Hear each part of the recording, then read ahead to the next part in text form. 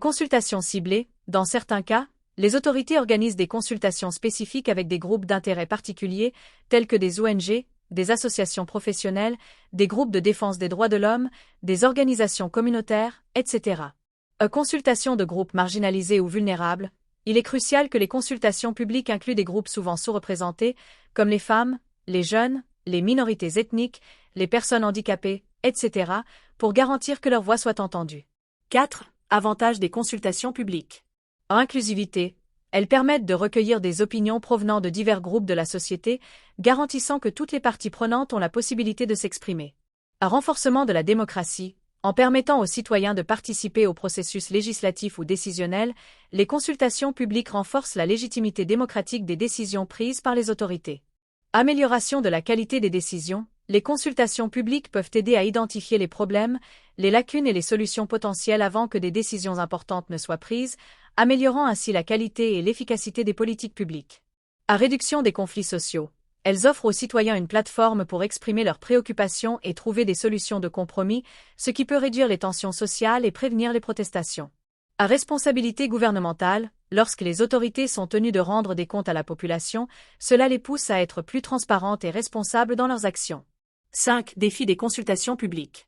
Malgré leurs nombreux avantages, les consultations publiques peuvent rencontrer certains défis qui en limitent l'efficacité. Un manque d'engagement de la part des citoyens. De nombreux citoyens peuvent ne pas être intéressés par les consultations publiques, soit par manque de motivation, soit par scepticisme à l'égard de l'efficacité de ces processus. Cela peut entraîner une faible participation, ce qui nuit à la représentativité des consultations. B. Barrières d'accès. Certaines personnes, notamment les populations vulnérables, peuvent se trouver exclues des consultations en raison de barrières économiques, géographiques ou linguistiques.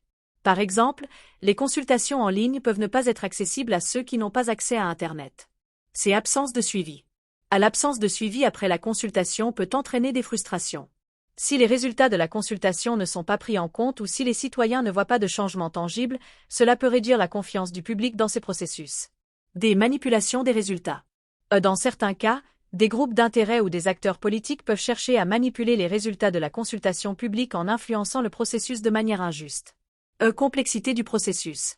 Les processus de consultation peuvent être longs, complexes et difficiles à comprendre pour les citoyens, ce qui peut entraîner de la confusion et décourager la participation active. 6. Conclusion. Les consultations publiques sont des instruments essentiels pour assurer une gouvernance démocratique, inclusive et transparente. Elles permettent aux citoyens de participer activement à la prise de décision, contribuant ainsi à la légitimité des politiques publiques et à leur adéquation avec les besoins de la société. Cependant, pour qu'elles soient réellement efficaces, elles doivent être accessibles à tous, bien organisées et suivies d'une prise en compte réelle des avis exprimés. Les gouvernements doivent veiller à ce que ces consultations soient véritablement représentatives et inclusives pour garantir qu'elles répondent aux attentes de l'ensemble de la population.